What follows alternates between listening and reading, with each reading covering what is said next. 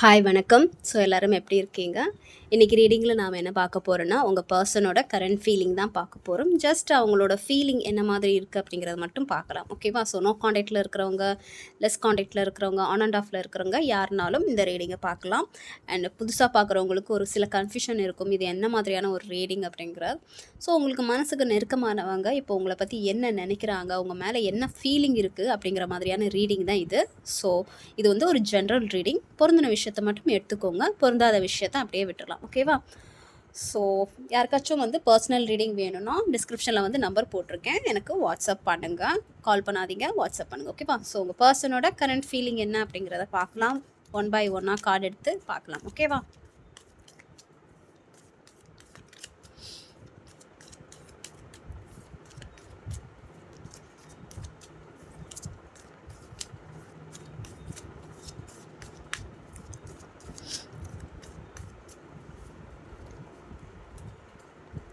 So உங்கள் பர்சனோட current feeling ரொம்ப சீக்ரெட்டிவாக இருக்காங்களே உங்கள் பர்சன். மேக்ஸிமம் வந்து ரொம்ப காண்டாக்ட் கம்மியாக இருக்க வாய்ப்பு அதிகமாக இருக்கும். சுத்தமாக இல்லைன்னு சொல்ல முடியாது, கொஞ்சம் கம்மியாக இருக்கிறதுக்கான வாய்ப்புகள் அதிகமாக இருக்கும். ஒரு சில பேருக்கு மட்டும் என்னென்னா காண்டாக்ட் ரொம்ப கம்மியாக இருக்கும், பிளாக்கேஜஸ்ஸு இருக்கிறதுக்கான வாய்ப்பு அதிகமாக இருக்கும். பிளாக் பண்ணுறது இல்லை பேசாமல் இருக்கிறது, இந்த மாதிரியான சில விஷயங்கள் இருக்கும். ஏன்னா உங்கள் பர்சன் ரொம்ப சீக்ரெட்டிவாக தான் இருக்காங்க, சீக்ரெட்டாக இருக்காங்க, அமைதியாக இருக்காங்க. அவங்க என்ன பண்ணுறாங்க, ஏது பண்ணுறாங்க அப்படிங்கிறது வந்து யாருக்குமே தெரியாத அளவுக்கு ரொம்ப சீக்ரெட்டாக இருக்காங்க, ரொம்ப மிஸ்ட்ரியாக இருக்காங்க. அது மீன்ஸ் என்னென்னா அவங்க என்ன நினைக்கிறாங்க, ஏது நினைக்கிறாங்க அப்படிங்கிறது கூட யாருக்கும் தெரியாத அளவுக்கு ஒரு புதிராக தான் இருக்கிறாங்க அப்படிங்கிற மாதிரி நான் பார்க்குறேன். ரொம்ப சீக்ரெட்டாக இருக்காங்க. அவங்க என்ன மனநிலையில் இருக்கிறாங்க அப்படிங்கிறது கூட தெரியாத அளவுக்கு ரொம்ப சீக்ரெட்டாக இருக்காங்க. மேக்ஸிமம் வந்து ஒரு நோ காண்டாக்டு இல்லை ரொம்ப கம்மியான காண்டாக்ட் இருக்கிறதுக்கான வாய்ப்புகள் அதிகமாக இருக்கும் அப்படிங்கிற மாதிரி இருக்குது. நிறைய விஷயங்கள் உங்கள் பர்சன் மறைக்கலாம். அவங்க லைஃப்பில் நடக்கிற விஷயங்கள் எல்லாமே உங்ககிட்ட மறைக்கிறதுக்கான வாய்ப்புகள் அதிகமாக இருக்கும். மேக்ஸிமம் உங்ககிட்ட எதுவுமே சொல்ல மாட்டாங்க, வெளிப்படையாக எதுவுமே பேச மாட்டாங்க. மனசில் என்ன இருக்குது, லைஃப்பில் என்ன நடக்குது, அவங்க என்ன விஷயங்கள்லாம் ஃபேஸ் பண்ணுறாங்க, உங்களை பற்றி என்ன நினைக்கிறாங்க, எதுவுமே வந்து அவங்க வெளிக்காட்டாத மாதிரியான சில விஷயத்தை தான் அவங்க ஃபாலோ பண்ணுவாங்க அப்படிங்கிற மாதிரி இருக்குது. மேபி அது கேரக்டராக இருக்கலாம், இல்லை ஒரு சில பவுண்ட்ரிஸ் ஃபிக்ஸ் பண்ணுறாங்க அப்படிங்கிற மாதிரி கூட இருக்கலாம். ஓகேவா? பட் இருந்தாலும் உங்களுக்குள்ளே இருக்கிற அந்த ஒரு கனெக்ஷன் வந்து ஒரு நல்ல சோல்மேட் கனெக்ஷன் தான். ஒரு டீப் லவ் உங்கள் 2 பேருக்குள்ளே இருக்குது. டீப் எமோஷ்னல் டீப் லவ், ஒரு நல்ல ஒரு கனெக்ஷன் இங்கே இருக்குது அப்படிங்கிற மாதிரி தான் பார்க்குறேன். எப்படி உங்களுக்கு அவங்கள பிடிக்குமோ அதே மாதிரி அவங்களுக்கும் உங்களை பிடிக்கும். ஒரு நல்ல ஒரு கனெக்ஷன், டீப் கனெக்ஷன் இருக்குது அப்படிங்கிற மாதிரி தான் நான் பார்க்குறேன். ஓகே, என்னதான் அவங்க உங்ககிட்ட பேசாமல் இருந்தாலும், அமைதியாக இருந்தாலும் உங்கள் கனெக்ஷன் வந்து ஒரு ப்ராப்ளமும் இல்லை. ஓகே. ஸோ பட் என்னென்னா அவங்க கொஞ்சம் ஃப்ரீடமாக இருக்கணும்னு நினைக்கிறாங்க. உங்கள் பர்சன் வந்து கொஞ்சம் ஃப்ரீடமாக அவங்களோட லைஃபுக்கு எது தேவையோ, எது ஹாப்பினஸை கொடுக்குதோ அது அந்த அட்வென்ச்சர்.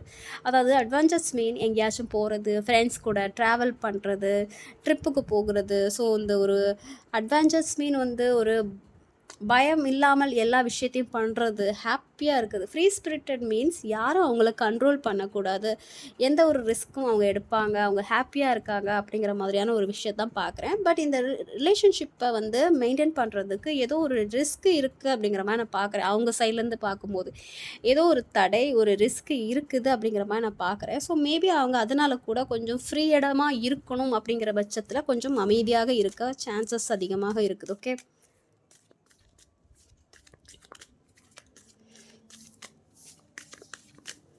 ஸோ பார்க்கலாம் இன்னும் என்ன கார்ட்ஸ்லாம் வருது, அவங்க என்ன சொல்ல நினைக்கிறாங்க அப்படிங்கிறத பார்க்கலாம்.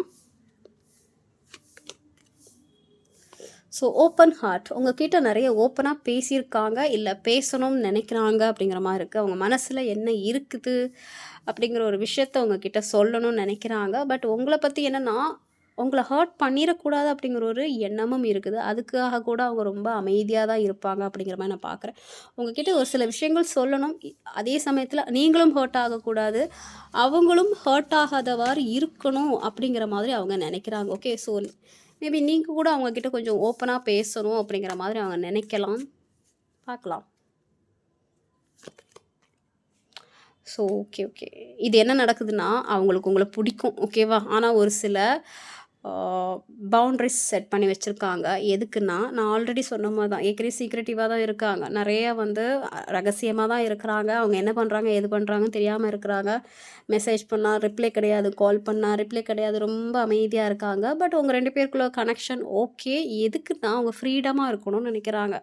அதை உங்ககிட்ட கூட சொல்லியிருந்திருப்பாங்க, எனக்கு கொஞ்சம் ஃப்ரீடமாக இருக்கணும், ஹாப்பியாக இருக்கணும், லைஃப்பில் நிறைய விஷயங்கள் பண்ணணும் அப்படிங்கிற மாதிரியான சில விஷயங்கள் உங்ககிட்ட சொல்லியிருந்துருக்கலாம்.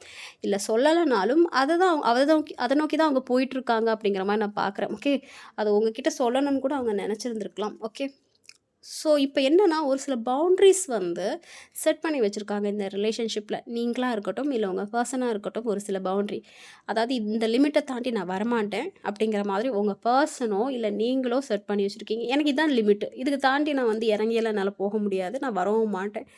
அதையும் அப்படி உனக்கு ஏதாவது இம்பார்ட்டன்ட்னா நீ வா அப்படிங்கிற மாதிரி ஒருத்தர் ஒரு பவுண்ட்ரி செட் பண்ணி வச்சுருக்கீங்க. ஒரு லைன் போட்டு, ஒரு கோடு போட்டு வச்சுருக்கீங்க. அதை தாண்டி அவங்களும் வரமாட்டாங்க அப்படிங்கிற ஒரு பிடிவாதத்தோடு இருக்காங்க. நீங்களும் போக மாட்டேங்கிறீங்க அப்படிங்கிற மாதிரியான ஒரு பிடிவாதத்தில் இருக்கிறீங்க அப்படிங்கிற மாதிரி நான் பார்க்குறேன். பார்க்கலாம்.